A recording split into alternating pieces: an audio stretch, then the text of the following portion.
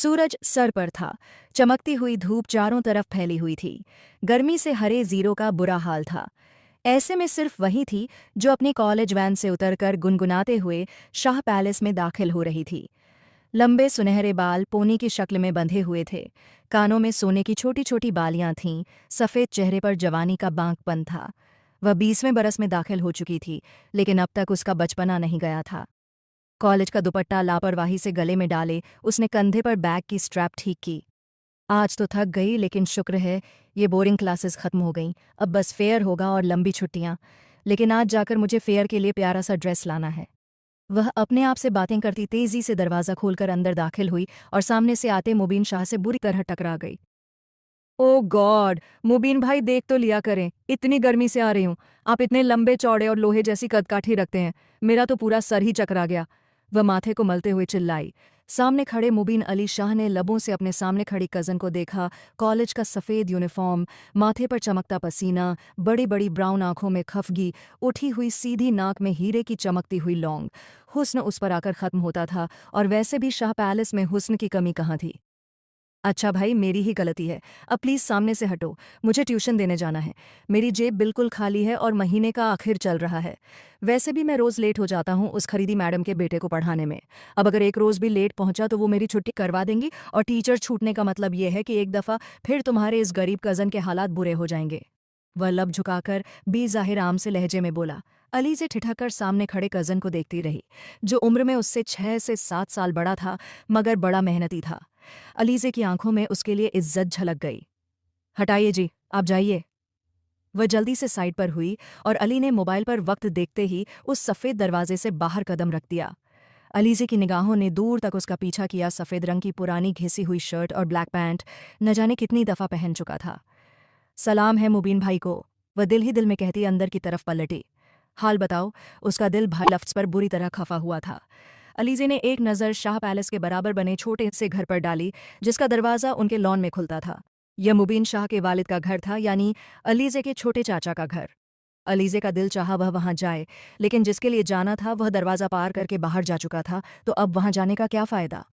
चमकते सूरज ने लॉन को भी दहका रखा था, सो वह कंधे उचकाती तेजी से अंदर चली आई, जहाँ किचन से आती खुशबुओं ने पूरे घर को महका रखा था। ये क्या, इतनी सजावट किस खुशी में, और इतने पकवान पक रहे हैं वह भी इस वक्त। वह हैरान होती सीधी किचन में चली आई, जहां नफीसा बेगम मुलाजिमों को हिदायतें दे रही थीं। उसकी आवाज़ पर वह पलटीं। शुक्र है तुम्हें भी घर की याद आई। छोड़ दो इन पढ़ाइयों की जान, जल्दी जाकर अपनी बहन को देखो। आज शाम उसका निकाह है, और वह सुबह से कमरे से ही नहीं निकली। उन्होंने बड़े आराम से अलीज़े के सिर पर बम गिराया। उसकी आंखें पहले हैरत से फैलीं, और फिर उसके लबों से एक हैरानी भरी आवाज़ निकली। क्या, आप ही का निकाह आज रात? क्या जरगाम भाई वापस आ गए? उसके अंदाज में हैरत थी। नफीसा बेगम के लबों पर मुस्कुराहट बिखर गई। हाँ, वह तो कल रात को ही वापस आ गया। अब तुम्हारे ताया जान चाहते हैं कि बचपन की मंगनी को शादी का रूप दे दिया जाए। आज रात जरगाम और तुम्हारी बहन का निकाह है। 2 महीने बाद रुखसती तय हुई है। अब तुम जल्दी जाकर उसकी मदद करो और अपना भी हुलिया ठीक कर लो। 20 साल की हो गई हो, लेकिन हरकतें अब तक 5 साल की बच्ची जैसी हैं। खुशगवार अंदाज में कहते आखिर में नफीसा बेगम चली गईं, मगर हमेशा की तरह अली से नाराज होने के बजाय बेहद खुश हो गई। बात ही कुछ ऐसी थी। सालों से सब इसी इंतजार में थे कि कब जरगाम अली शाह लंदन से अपनी पढ़ाई पूरी करके लौटे और मानूर अली शाह के साथ उसकी बचपन की निस्बत निकाह में बदली जाए। अलीज़े के लिए बाकी सारी बातें अब महत्वहीन थीं। उसकी बहन की शादी थी। यह ख्याल ही बड़ा खुशगवार था। कॉलेज बैग उसने लॉन्ज में बड़े सोफे पर पटका, बालों को पोनी की कायद से आज़ाद किया और तेज़ी से महानूर के कमरे में दाखिल हुई। अरे आपी, मैं तो बहुत खुश हूँ। मुझे यकीन ही नहीं आ रहा कब वह लौटे और हमें ताया जान ने बताया ही नहीं। मैं तो कल रात ही वहाँ गई थी। वह लपक कर महानूर के पास आई, बेड की पुश्त से टिकाए हाथ में मोबाइल लिए बैठी महानूर उसकी बात पर भी यूं ही बेख्याली से छत की तरफ देखती रही। तुम कब गई थी वहाँ? उसने बस एक ही जुमला कहा। अलीज़े ने हैरानी से बहन को देखा। असूलन तो उसे खुशी से पागल हो जाना चाहिए था, जिसकी शादी का सालों से सबको इंतजार था। वरना जरगाम अली शाह जैसा आइडियल और हसीन शख्स किसी को मिले तो वह इतना खामोश कैसे रह सकता है। अलीज़े बहन को देखते हुए सोचती चली गई। मैंने तुमसे कुछ पूछा है? महानूर ने पलटकर गंभीर लहजे में कहा। हाँ, मैं रात को गई थी ना, ताया जान ने बुलाया था। उनकी कंपनी का कुछ पेपर वर्क करना था और उनके सर में दर्द हो रहा था, तो वह मैंने कर दिया। वह सादगी से बताती महानूर के साथ बैठ गई थी। क्या बात है आपी, आप खुश नहीं हैं? उसने हैरत से बहन के सफ़ेद पड़ते चेहरे को देखा। महानूर कुछ पल तक अपनी छोटी बहन अलीज़े को देखती रही, जो हुस्न में उससे भी कई कदम आगे थी, और तभी उसके हाथ में पकड़ा हुआ मोबाइल बजा। किसका मैसेज है? अलीज़े ने यूं ही सादगी से पूछा, मगर महानूर का रंग एक पल के लिए बदल गया। किसी का नहीं, तुम उठो यहाँ से, जाओ शाह। मैंने कहा है, और मुझे निकाह की तैयारी भी करनी है। वह एकदम सख्त लहजे में बोली और उठ खड़ी हुई। अलीज़े ने हैरत से महानूर को देखा और फिर कंधे उचकाते बोली, हमारा इतना अमीर मंगेतर वापस आ गया है, इसीलिए अब नखरा याद आ रहा है, वरना तो सारे काम मुझसे करवाती थी। पहले तो वह रुआंसी हो गई, मगर शाम को निकाह की तकरीब थी, सारे खानदान वाले आने वाले थे और उसके पास पहनने के लिए कोई नया जोड़ा भी नहीं था। अब नई फिक्र उसके सर पर सवार हो गई थी, और इस फिक्र का इलाज सिर्फ अम्मान जान के पास था। सो वह एक दफ़ा फिर दरवाज़ा खोलकर बाहर निकल आई, लेकिन बाहर किसी के पास वक्त न था कि उसे मार्केट ले जा सके। रह रहकर उसे मुबीन का ख्याल आ रहा था। उसके ऐसे सारे काम वही करता था, लेकिन उस वक्त तो वह भी अपनी ज़रूरी काम से गया हुआ था। वह रुआं सी होने लगी। घर भर में सजावट कर दी गई थी, साथ वाले घर से शोर हंगामों की आवाज़ें आ रही थीं, और क्यों ना आती, उनके इकलौते बेटे का निकाह था, और बेटा भी वह, जो खानदान भर की आंखों का तारा था। शोर उनके घर में भी था, मगर एक अजीब तरह का बोझिलपन था। ये बोझिलपन महानूर को देखकर और बढ़ जाता, जो किसी भी तरह एक्साइटेड नहीं लग रही थी। निकाह का जोड़ा देखते ही अलीज़े की आंखें चमक उठीं। ओह माय गॉड, कितना ज़्यादा खूबसूरत जोड़ा है। ये ताइमी की पसंद का तो नहीं लगता, उनकी पसंद तो बहुत अजीब सी होती है। वह बुदबुदाई। नफीसा बेगम ने उसे सर पर चपत लगाई। अपनी ताई के बारे में ऐसे नहीं कहते। ये जोड़ा जरगाम ने खुद जाकर पसंद किया है, तुम्हारी ताई बता रही थी। वह अपने निकाह के लिए बहुत खुश है। अलीज़े ने सर हिला दिया। सामने बैठी महानूर ने बेचैनी से पहलू बदला। जाओ महानूर, जाकर चेंज कर लो, ब्यूटिशियन आ गई है तुम्हें तैयार करने के लिए। शाम के 7 बज गए हैं, 8 बजे तक मौलवी साहब और सारे मेहमान आ जाएंगे। अम्मा जान ने व्यस्त से अंदाज में इतला दी और कमरे से बाहर निकल गईं। अलीज़े ने निकाह का जोड़ा उठाकर महानूर के हाथ में थमाया, तो वह उसे खामोशी से लेकर वॉशरूम की तरफ बढ़ गई। नीचे से कोई लगातार उसके नाम की आवाज़ लगा रहा था। वह दरवाज़ा खोलकर बाहर आई। मुबीन नीचे खड़ा था। उसके चेहरे पर बेचारगी थी। अलीज़े को जी भरकर उस पर तरस आया। वह अभी ट्यूशन्स पढ़ाकर वापस आया होगा। एक तो पता नहीं चचा जान के घर के हालात क्यों नहीं ठीक होते। वह खवाह मखवाह शर्मिंदा सी होने लगी।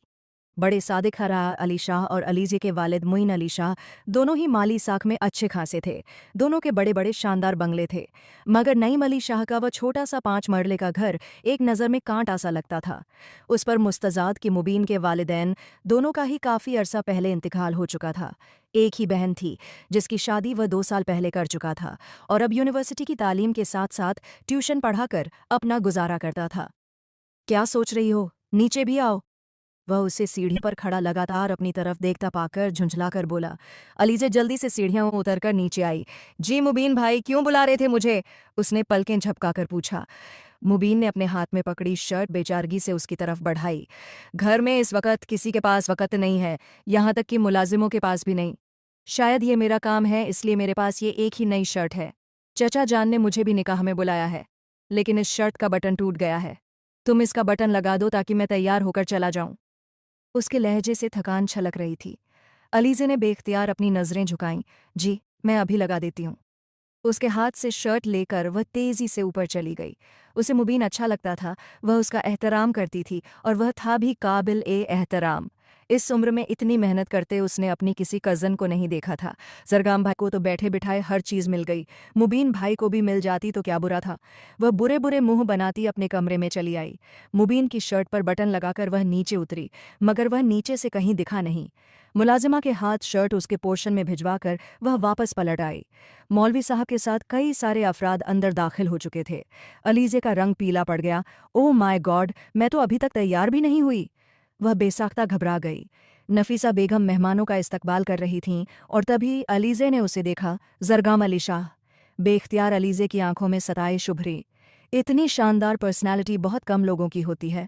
सफ़ेद रंग की शलवार कमीज़ के ऊपर वास्कट पहने वह कहीं से भी नहीं लग रहा था कि ज़िंदगी के इतने साल लंदन में गुजार कर आया है, मगर बाहर की हवा ने उसे और भी निखार दिया था।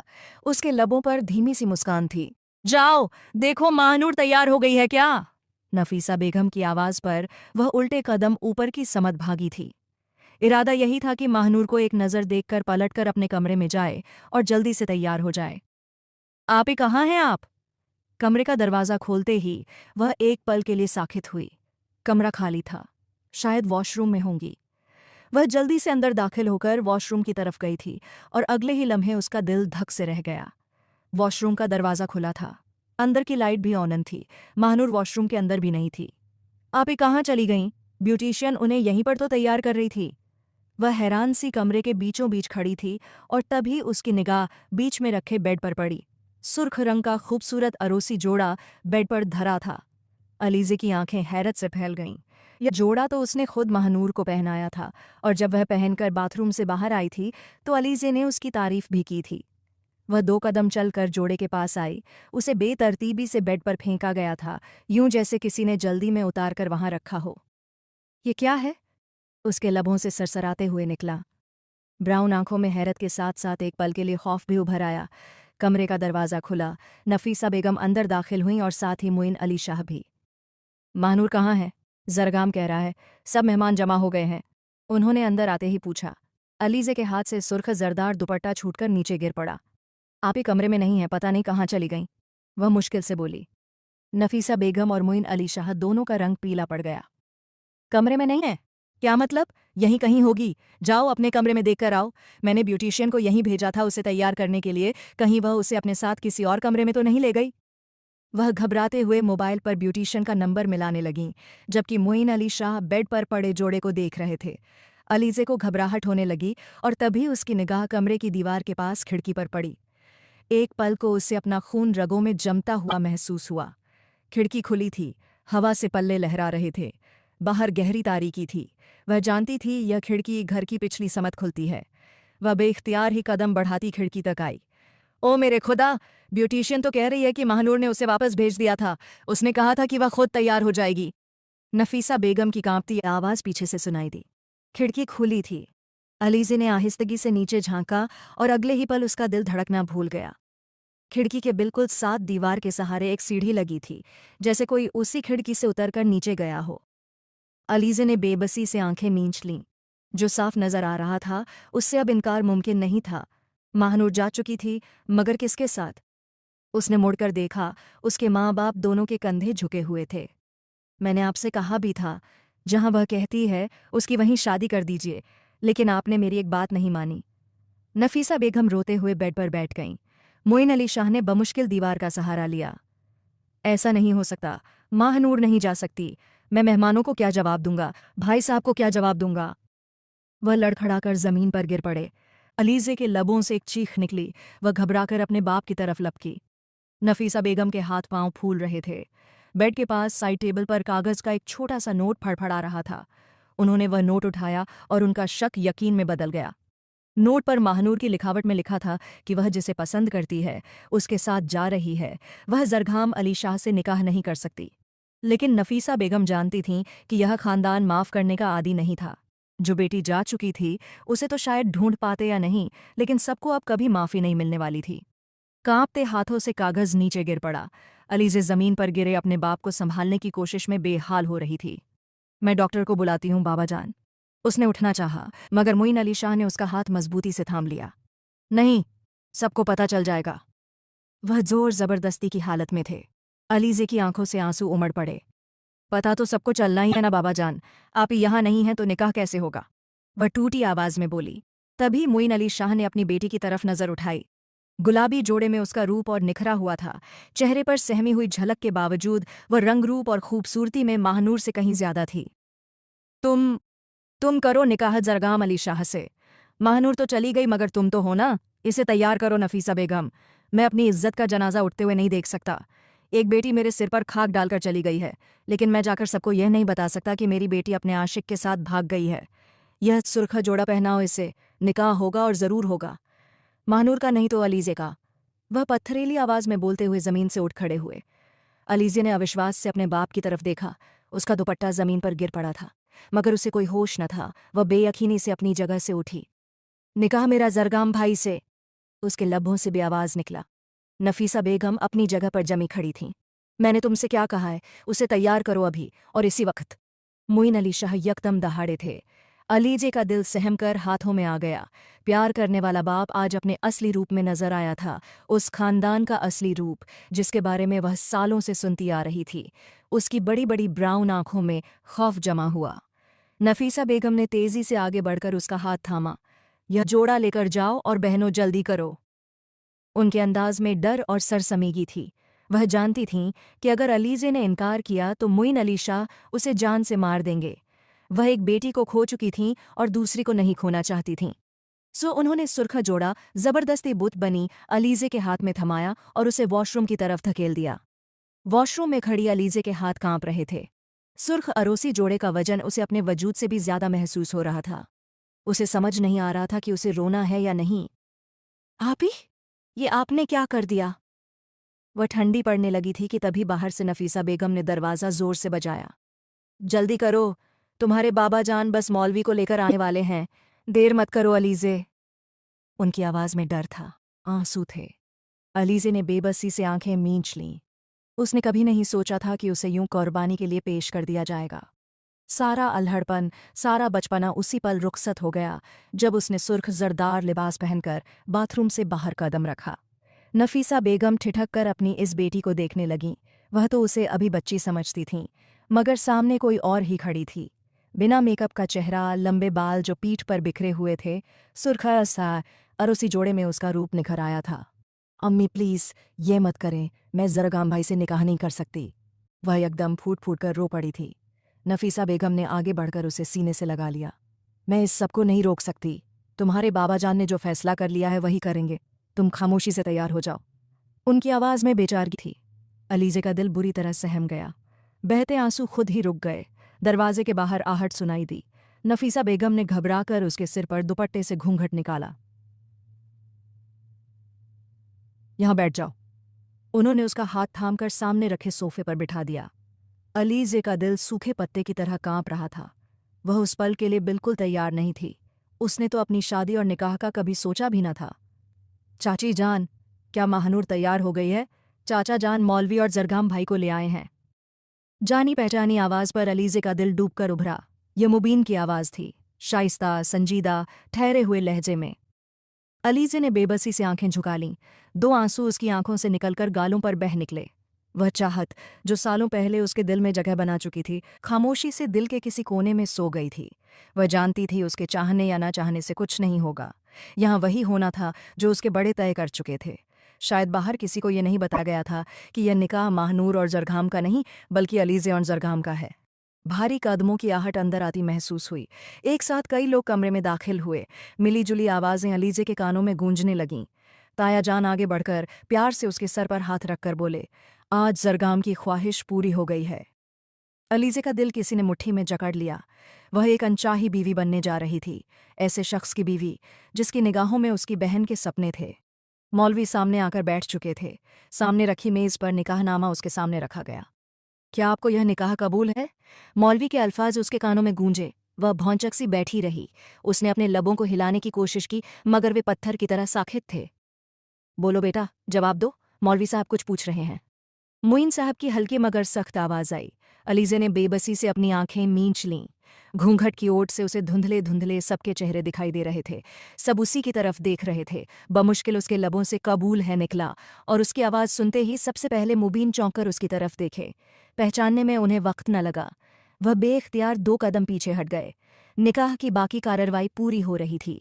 जरगाम ने मुस्कुराते हुए निकाहनामा पर दस्तखत कर दिए। अपने से चंद कदम के फासले पर बैठी उस लड़की के लिए उसने सालों अपने अरमान दिल में सजा कर रखे थे, और आज आखिरकार वह उसकी हो गई थी। मुबारक सलामत की आवाज़ें गूंज उठीं। ताया जान मुइन साहब को गले लगाकर मुबारकबाद दे रहे थे, मगर मुइन साहब जबरी मुस्कान चेहरे पर सजाए सोच रहे थे कि अब उन्हें किस तरह बताएं कि घूंघट की ओट में महानूर नहीं बल्कि अलीजे है। मुझे आपसे कुछ बात करनी है भाईजान, आप मेरे साथ आइए। आखिरकार उन्होंने हिम्मत कर ही डाली। ताया जान ने उलझन भरी निगाह उन पर डाली। ताई जान भी कुछ हैरान सी हो रही थीं। धीरे धीरे कमरे से लोग कम होने लगे। अलीजे का दिल अब भी सूखे पत्ते की तरह कांप रहा था। उसके ठीक सामने सोफे पर बैठे उस शख्स के जूते उसे नजर आ रहे थे जो अभी तक कमरे में मौजूद था। सारी आवाज़ें थम गईं, मगर वो उठकर नहीं गया। आखिर था कौन वो? अलीज़े ने बेबसी से आंखें मींच लीं। क्या मुझे इतना भी हक नहीं कि मैं अपनी दुल्हन का चेहरा देख सकूं? भारी मर्दाना आवाज़ पर अलीज़े चौंक कर सर उठाती है। ये ज़रगाम की आवाज़ थी। उसकी हथेलियों में पसीना उतरने लगा। वो अचानक अपनी जगह से उठा और अलीज़े बेइख्तियार खुद में सिमट गई। धीरे धीरे कदम बढ़ाते हुए वो उसके सामने ज़मीन पर पंजों के बल बैठ गया। क्या बात है, इतनी नर्वस क्यों हो? कुछ नहीं करूंगा मैं। उसकी आवाज़ में शरारत थी। अलीज़े ने अपने हाथों को देखा, जिन्हें अब वो धीरे से अपनी पकड़ में ले रहा था, और फिर अचानक ही उसने हाथ बढ़ाकर अलीज़े का घूंघट उलट दिया। अलीज़े ने मुश्किल से अपनी घनी पलकों को उठाया। वो बिल्कुल सामने था। उसके चेहरे पर उत्सुकता थी, खुशी थी। उसकी काली आंखों में ढेरों जज्बात चमक रहे थे, मगर अलीज़े का चेहरा देखते ही एक पल में सारे जज्बात गायब हो गए। उसकी आंखों में हैरानी उभरी। ये क्या मजाक है? तुम यहाँ क्या कर रही हो? महानूर कहाँ है? वो झटके से खड़ा हो गया। अलीज़े ने बेबसी से आंखें मींच लीं, सफाई देने की भी हालत में नहीं थी। मैं क्या पूछ रहा हूँ तुमसे? महानूर कहाँ है? और ये निकाह? Oh my God! निकाहनामे पर दस्तखत तो तुमने किए हैं। ये सब क्या है? उसके अल्फाज अलीज़े के दिल में खंजर की तरह उतर रहे थे। वो 2 कदम पीछे जाकर खड़ा हो गया। अलीज़े ने मुश्किल से निगाहें उठाईं। सामने खड़े ज़रगाम अली शाह के चेहरे पर गुस्सा, बेयकीनी, सब कुछ था। वो होंठ भींचे एकटक उसे देख रहा था। सामने बैठी लड़की बेशक हुस्न में बेमिसाल थी, मगर वो उसकी मंगेतर नहीं थी। महानूर कहाँ है? इस बार वो संभल चुका था। ठहरे हुए लहजे में बस यही सवाल किया। अलीज़े की आंखों से आंसू ढलक पड़े। तभी उसकी निगाहें बेड के पास जमीन पर पड़े सफ़ेद कागज़ पर टिक गईं। उसने कागज़ उठाया, देखते ही समझ गया कि कमरे में क्या हुआ था। वो महानूर की लिखाई थी, जिसे कुछ देर पहले नफीसा बेगम पढ़ने के बाद निढाल हो गई थीं। अब वो कागज़ ज़रगाम के हाथ में था, मगर वो चुप खड़ा रहा। तो ये था प्लान तुम बाप बेटियों का? एक को घर से भगा दिया और दूसरी को ज़बरदस्ती मेरे सिर पर थोप दिया, और तुम भी खुशी खुशी दुल्हन का जोड़ा पहनकर बैठ गई अपनी बहन की जगह। इतना शौक था तुम्हें मुझसे निकाह करने का? उम्र में कितनी छोटी हो तुम मुझसे। ये तुम्हारे पढ़ाई के दिन थे, शादी के नहीं। चबा चबा कर कहता वो आगे बढ़ा और अलीज़े की सांस अटक गई। ये सब मैंने नहीं किया, वो बमुश्किल बोली। हाँ, दिख रहा है तुमने नहीं किया। शायद तुम्हारे बाप ने किया होगा अपनी इज्जत बचाने के लिए। एक बेटी भाग गई तो दूसरी की शादी कर दी। कहानी बहुत पुरानी है। यकीन नहीं आता कि मेरे साथ भी ये सब हो जाएगा, वो भी आज के ज़माने में। वो धीरे से हंसा और अलीज़े को लगा वो उसी पर हंसा है। दाएं हाथ में दबा कागज़ उसने मरोड़ा और डस्टबिन में फेंक दिया। ये निकाह नहीं, सिर्फ धोखा है। ऐसा धोखा जिसे मैं कभी माफ़ नहीं करूँगा। मैं इंसान हूँ, कोई जानवर नहीं जिसकी ज़िंदगी का फैसला तुम्हारा बाप करेगा। मैं जा रहा हूँ नीचे, जहाँ तुम्हारा बाप फिर से बाबा जान को कोई नई कहानी सुना रहा होगा। लेकिन इस बार होगा वही जो मैं चाहूँगा। और जान लो, इसमें सबसे ज़्यादा नुकसान तुम्हारा होगा। उसके लहजे की सख्ती पर अलीज़े की सांस रुक गई। उसकी काली आंखों में ऐसी कठोरता थी कि वो कुछ पलों तक सांस लेना भूल गई। वो उठ खड़ा हुआ और बिना उसकी तरफ देखे बाहर निकल गया। अलीज़े का दिल डूबने लगा। लॉन्ज से ऊंची ऊंची आवाज़ें आ रही थीं। ताया जान की गुस्से से भरी आवाज़ उसके कानों में पड़ी।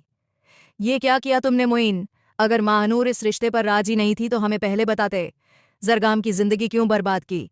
अलीज़े और उसकी उम्र में बहुत फ़र्क है। जवाब में बाबा जान कुछ समझाने की कोशिश कर रहे थे। अलीज़े को लगा जैसे वो पाताल में गिर रही हो। ये तमाशा उसी के नाम पर था। उसे जी भरकर रोना आया। आपने ये सब क्यों किया आपी? अगर शादी नहीं करनी थी तो मना कर देती। इस जहन्नुम में मुझे क्यों धकेल कर चली गई? वो फूट फूट कर रो पड़ी।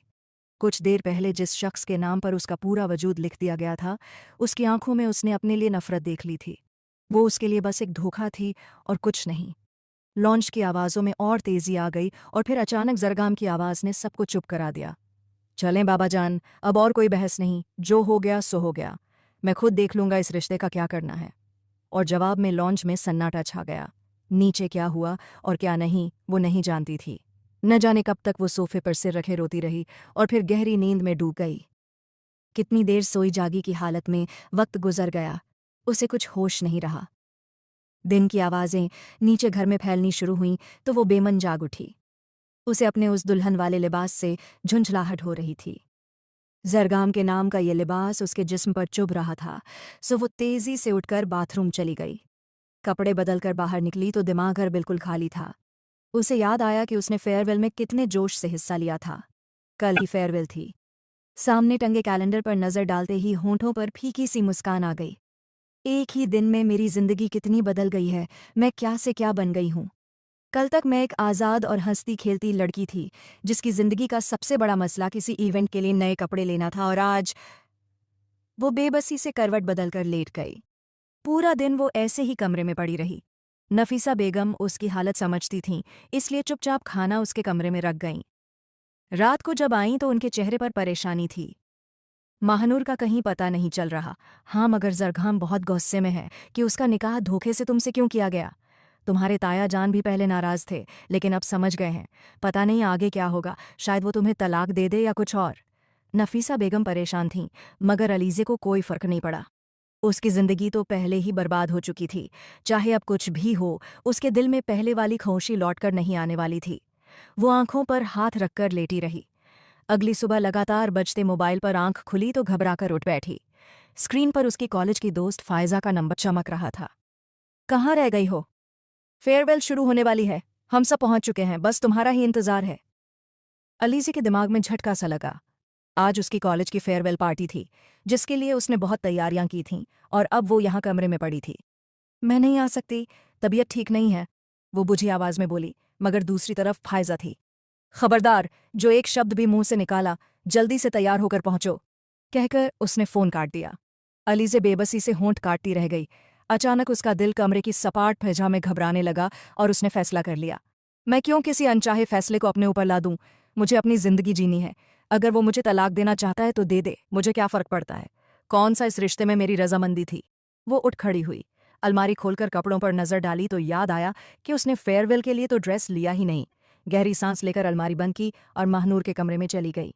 महानूर का ड्रेस कलेक्शन आला था। अलीजे यूं ही उसकी अलमारी खोलकर खड़ी हो गई।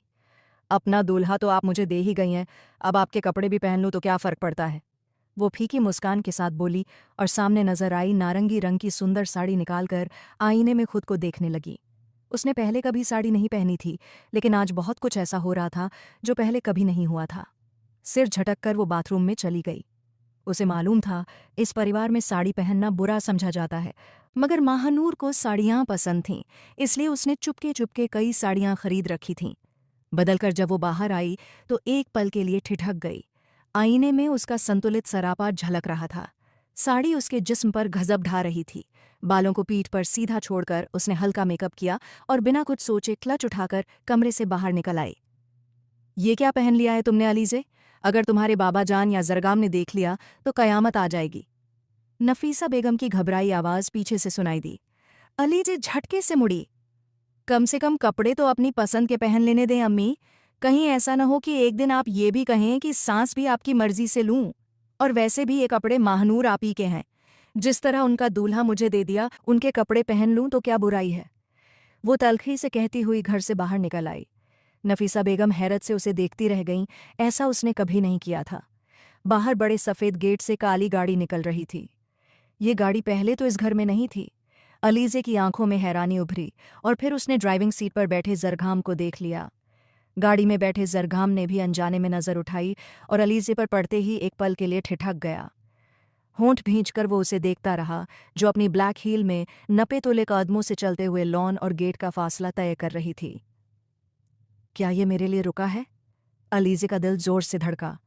उसे जरगाम की नज़रों का एहसास हो रहा था, मगर अगले ही पल वो गाड़ी तेजी से आगे बढ़ा ले गया। अलीजे को अपने ख्याल पर शर्मिंदगी हुई। उसने ड्राइवर की तलाश में दाएं बाएं नजरें दौड़ाईं। कॉलेज वैन को उसने आने का कहा नहीं था। उसे ड्राइवर के साथ गाड़ी में ही जाना था, मगर ड्राइवर कहीं दिखाई नहीं दे रहा था। मेरे साथ चलोगी? ये गाड़ी तुम्हारे शान के लायक तो नहीं, लेकिन तुम्हें कॉलेज तक तो छोड़ ही सकता हूं मैं। मानी हुई आवाज पर वो एकदम मुड़ी। अपने हिस्से में से मोटरसाइकिल बाहर निकालता हुआ मुबीन कह रहा था। बीच में खुले छोटे से दरवाजे से शायद उसने अलीजे को पोर्च में तन्हा खड़े देख लिया था। वो गहरी सांस लेती खुले दरवाजे से बाहर निकल आई। दूसरी तरफ से मुबीन भी अपनी बाइक बाहर निकाल लाया था। आ जाओ, बैठ जाओ। नरम मेहरबान आवाज में वो एक बार फिर मुखातिब हुआ था। अलीजे को भला क्या एतराज हो सकता था, मगर उसके दिल की धड़कनें अजीब अंदाज में डगमगाने लगी थीं। तुम्हें साड़ी पहनने की इजाजत किसने दे दी? वो आहिस्ता आहिस्ता उसके पीछे बाइक पर बैठी थी जब उसने पूछा। मैंने किसी से इजाजत नहीं मांगी। मुझसे कौन सा पूछकर मेरे बारे में फैसले किए जाते हैं जो मैं इन छोटी छोटी चीज़ों की इजाजतें मांगती फिरूं? वो तल्ख लहजे में बोली थी। मुबीन ने चौंक कर उसकी तरफ देखा। ये बाकी अंदाज उसका नहीं था। अच्छी लग रही हो। उसकी तारीफ पर अलीजे के गालों पर लाली फैल गई। अपने अंदर उठते शोर को दबाते उसने अपना हाथ मुबीन के कंधे पर रखा। मुबीन ने बाइक स्टार्ट कर दी।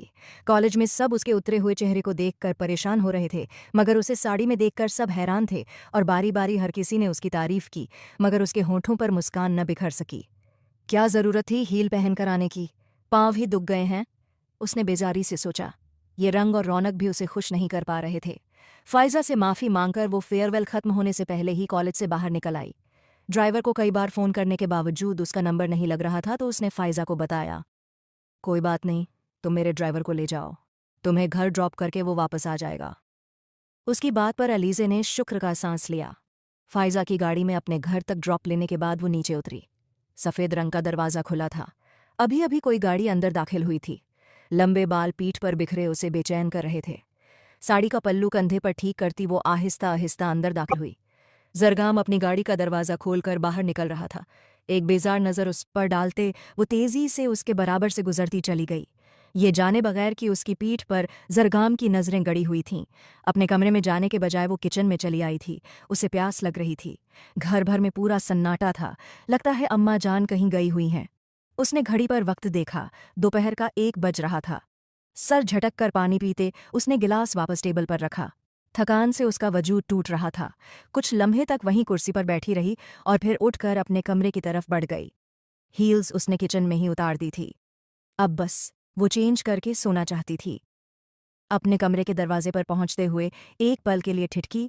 दरवाजे का लॉक खुला था। हैरान होते हुए वो अंदर दाखिल हुई और जैसे उसके कदम जमीन में ही जमकर रह गए थे। कमरे के बीचों बीच वो खड़ा था, जरगाम अली शाह। काले रंग की शर्ट और जीन्स पहने, आस्तीने कोहनियों तक फोल्ड किए, उसकी काली आंखों में अजीब सा तासुर था। अलीजे को अपनी धड़कन रुकती हुई महसूस हुई। आप यहाँ क्या कर रहे हैं? ये मेरा कमरा है, वो तल्खी से बोली थी। जरगाम ने अपने माथे पर आए बाल झटके। हाँ, जानता हूँ ये तुम्हारा कमरा है। क्या तुम मुझे बता सकती हो कि तुमने किसकी इजाज़त से ये लिबास पहना? वो सीधा मुद्दे की बात पर आया था। अलीजे को हैरत हुई। क्या मतलब किसकी इजाज़त से? मेरा दिल किया तो मैंने पहन लिया। क्या हर चीज़ के लिए स्टैम्प पेपर पर लिखवाती फिरूंगी? वो चिढ़कर बोली थी। सर में पहले ही दर्द हो रहा था और ऊपर से ये आकर कमरे में खड़ा हो गया है। अलीजे को शदीद गुस्सा आने लगा था। सामने खड़े जरगाम अली शाह ने 2 कदम चलकर अपना और उसका दरमियानी फासला खत्म किया। अलीजे को अफसोस हुआ कि उसने अंदर दाखिल होकर दरवाज़ा क्यों बंद कर दिया है। अंदाज़ा हो रहा है मुझे तुम्हारी नेचर का। मुझे साड़ी सख्त नापसंद है। जब कई मुनासिब और मुहज्जब लिबास मौजूद हैं तो फिर क्या ज़रूरत है इस किस्म के कपड़े पहनने की? वो पत्थरीले लहजे में कह रहा था। अलीजे ने हैरत से उसे देखा। ये और बात के एक लम्हे से ज़्यादा वो उसकी आंखों में न देख सकी। मैंने कहा ना, मेरा दिल चाह रहा था तो मैंने पहन लिया। मुझे आपकी पसंद नापसंद से क्या लेना देना है? वो चिढ़कर बोली थी। आप जाएं यहाँ से। उसने दरवाजे की तरफ इशारा किया, मगर जरगाम तो जैसे उसकी बात सुन ही नहीं रहा था। धीरे धीरे चलते वो आकर उसके सामने खड़ा हो गया था। मेरी पसंद और नापसंद से तुम्हारा लेना देना नहीं है? ये बात तो तुम्हें निकाहनामे पर दस्तखत करने से पहले सोचना चाहिए था ना। अगर तुमने अपनी बहन की जगह ली ही है तो फिर इस रिश्ते को निभाना नहीं चाहोगी। वो सुलगते हुए लहजे में पूछ रहा था। अलीजे का सांस रुकने लगा। अब होते कौन है मुझे धमकाने वाले? मैं बाबा जान को बता दूंगी, वो तल्ख लहजे में बोली थी। अलीजे ने उसके बराबर से निकलना चाहा, मगर अगले ही लम्हे उसकी कलाई पकड़कर वो दीवार के साथ लगा चुका था। बीवी हो तुम मेरी, अपनी मर्जी से निकाहनामे पर दस्तखत किए हैं तुमने। धोखा दिया है तुमने मुझे, तो सज़ा तो तुम्हें भी मिलनी चाहिए ना। उसके लहजे में आग दहक रही थी। अलीजे का दिल धक से रह गया। दूर हटिए मुझसे। उसने झटके से उसे धक्का दिया था और यही बात जरगाम को मुश्तिल कर गई थी। अगले ही पल उसे दोनों कंधों से थामते वो उसके ऊपर झुकाया। शौहर हूं मैं तुम्हारा। धोखा देना तो सीख लिया, लेकिन शौहर की इज्जत करना नहीं सीखी तुमने। मैंने तुमसे कहा था ना कि ये लिबास मुझे पसंद नहीं है। अपना हाथ उसके कंधे पर ले जाकर उसने नारंगी पल्लू को घसीटकर उतार फेंका था। अलीजे का दिल सूखे पत्ते की तरह कांपा। ये क्या कर रहे हैं आप? वो बमुश्किल बोली थी। तुम्हारा लिबास बदल रहा हूं। जब तक तुम ये पहने खड़ी रहोगी मुझे गुस्सा आता रहेगा। और तुम्हें पता है ना, गुस्सा सेहत के लिए अच्छा नहीं होता, वो चबा चबा कर कह रहा था। अलीजे की आंखों में आंसू उतर आए। मैं खुद चेंज कर लूंगी प्लीज। वो उसे वहां से हटाना चाहती थी, मगर जरगाम जब्त की इंतहा पर था। आहिस्तगी से उसके कंधे पर हाथ ले जाते उसने ब्लाउज को कंधे से नीचे खींचा। अलीजे के लबों से एक सिसकी निकली। प्लीज़ ऐसा मत कीजिए, चले जाइए यहाँ से। वो एकदम टूटे हुए लहजे में बोली थी। जरगाम के अंदर बल खाता गुस्सा अचानक साकित हुआ। उसने साकित निगाहों से सामने खड़ी लड़की को देखा जो धीरे धीरे कांप रही थी। साड़ी का पल्लू जमीन पर गिर चुका था। एक कंधा नीम उखड़ा हुआ था। लंबे काले बाल बिखरे बिखरे से थे। जरगाम ने मुश्किल से खुद पर काबू पाया और अगले ही लम्हे दरवाज़ा खोलकर बाहर निकल गया था। मुझे इतना गुस्सा आखिर किस बात का है? इस लड़की का क्या कसूर है? वो सोच रहा था। मैं जानता हूं इसे चाचा जान ने मजबूर किया था। बाहर रेलिंग पर अपने हाथ को मारते वो अपनी हरकत पर पछता रहा था। ये जाने बगैर कि अंदर दीवार से टेक लगाए वो फूट फूट कर रो रही थी, अपनी किस्मत पर, अपने यूं निकाह पर राजी होने पर। वो दोबारा उसके सामने नहीं आया था। शायद उसने अपने आप को अपने हिस्से तक महदूद कर लिया था। नफीसा बेगम अब खुश रहने लगी थी। इन्हीं की ज़बानी उसे पता चला था कि बटाया जान और बाबा जान दोनों ने 1 माह बाद रुखसती का फैसला कर लिया है। हम आजकल अपने नए बिजनेस में मसरूफ़ हैं। 1 महीने तक हमारी मसरूफियत कम हो जाएगी तो हम तुम्हारी रुखसती कर देंगे, नफीसा बेगम ने कहा था। वो उन्हें देखती रह गई। आपने उससे पूछा है कि वो मेरे साथ रिश्ता रखना चाहता भी है या नहीं? वो आप ही को पसंद करते हैं, वो तल्ख लहजे में बोली थी। नफीसा बेगम ने सर झटका। महनूर का नाम मत लो। उसने कल सुबह मुझे फ़ोन किया था। वो शादी कर चुकी है और चाहती है कि उसे उसकी ज़िंदगी जीने दी जाए। मैंने तुम्हारे बाबा को नहीं बताया, बता दूं तो अभी जाकर उसकी जान ले लेंगे। इसीलिए तुम भी अब अपने नए रिश्ते पर गौर करो। वो उसके सर पर बम फोड़ते इत्मीनान से मटरों का बाउल उठाकर चली गई थी। वो यूं ही साखित बैठी रह गई। दिन यूं ही बेसुकून से गुजरते रहे। वो जानती थी वो रुखसती नहीं करेगा। उसे अलीज़े में कोई दिलचस्पी नहीं थी और खुद अलीज़े। उसका अक्स जहन में लहराते ही उसके अंदर नफरत का एक उबाल सा उठता था। अभी 10 दिन ही गुजरे थे जब एक शाम नफीसा बेगम पड़ोस में होने वाली शादी में गई थी। उनके लाख कहने के बावजूद भी वो जाने पर तैयार नहीं हुई थी। घर में सन्नाटा और खामोशी थी। वो यूं ही बेजारी से लॉन्च में रखे सोफे पर बैठी नाखून कतर रही थी जब मुबीन अंदर दाखिल हुआ। यार अलीज़े, ये मेरा मोबाइल तो चार्ज पे लगा दो। मेरा चार्जर खराब हो गया है और मेरे पास नया चार्जर लाने के पैसे नहीं हैं, वो बेचारेपन से बोला था। अलीज़े ने गहरी सांस ली। मुबीन के लिए अपने दिल में मौजूद ख्यालात वो कब के दफन कर चुकी थी। हाँ, लेकिन उसका एहतराम वो अब भी करती थी। पता नहीं घर में कोई उसकी मदद क्यों नहीं करता था। उससे अपने घरवालों से नफरत सी महसूस हुई। मुबीन का मोबाइल लेकर चार्ज पर लगाते वो फिर से सोफे पर बैठ गई थी। आधा घंटा गुजरा जब उसे मोबाइल पर किसी की कॉल आती महसूस हुई। मुबीन भाई की कॉल है। मोबाइल उठाकर देखा तो उस पर क्लाइंट लिखा हुआ नजर आया। लगता है कोई ज़रूरी कॉल है। क्या पता उन्होंने मुबीन भाई को पैसे देने हों। वो तजबजुब में पड़ गई थी। रात का वक़्त था। वो तो दिन में भी कभी मुबीन के हिस्से की तरफ अकेली नहीं गई थी। उसने दाएं बाएं निगाहें दौड़ाईं। कोई नौकर भी नजर नहीं आ रहा था। गहरी सांस लेकर वह दुपट्टा उड़ते हुए मोबाइल लेकर बाहर निकल आई थी। बाहर अंधेरा चारों ओर फैल चुका था। बीच वाला छोटा दरवाज़ा खुला था। ड्राइवर भी दरवाजे पर मौजूद नहीं था। ये आखिर सब लोग चले कहाँ गए हैं? उसने झुंझलाकर सोचा और मोबाइल हाथ में लिए छोटा दरवाज़ा पार कर आई थी। कॉल लगातार आ रही थी। मोबिन भाई कहाँ हैं आप? उसने ऊंची आवाज में पुकारा था। 3 कमरों का वह छोटा सा मकान बिल्कुल खामोश था। तीनों कमरों में अंधेरा था। सिर्फ आंगन में लगा हुआ एक छोटा सा बल्ब जल रहा था। वह कदम कदम चलते बीच आंगन में आकर खड़ी हो गई थी। मोबिन भाई, अपना मोबाइल ले लीजिए, उसने ऊंची आवाज में पुकारा और तभी जवाब अंदर कमरे से आया। अंदर ले आओ अलीज़े, मैं ज़रूरी काम कर रहा हूं। उसकी पुकार पर अलीज़े को इत्मीनान हुआ, वरना उस अंधेरे घर में उसे डर सा महसूस हो रहा था। आहिस्ता आहिस्ता कमरे का दरवाज़ा खोलते वह अंदर दाएं पहुंची। आप मुबीन भाई। उसने मोबाइल की टॉर्च ऑन करना चाही और अगले ही पल किसी ने उसे पूरी कौव्वत से बाहों में जकड़ लिया था। उसके होंठों से दबादबी सी चीख निकली, लेकिन तभी एक मजबूत मर्दाना हाथ उसके होंठों पर आकर जम गया। अलीज़े का दिल डूबकर उभर आया। कौन है? वह मुश्किल से बड़बड़ाई थी, मगर होंठों पर जमे हाथ की वजह से उसके अल्फाज अंदर ही घुटकर रह गए। मैं हूं तुम्हारा मुबीन, और कौन? कानों के पास मुबीन की आवाज़ उसे सुनाई दी तो अलीज़े का लहू उसकी रगों में जमता चला गया। वह बुरी तरह मुबीन की पकड़ में मचली। क्यों? अब क्या हो रहा है? इतना एतराज़ आखिर किस बात पर है? तुम तो मुझे पसंद करती हो ना? मुझे देखकर ठंडी आहें भरती हो।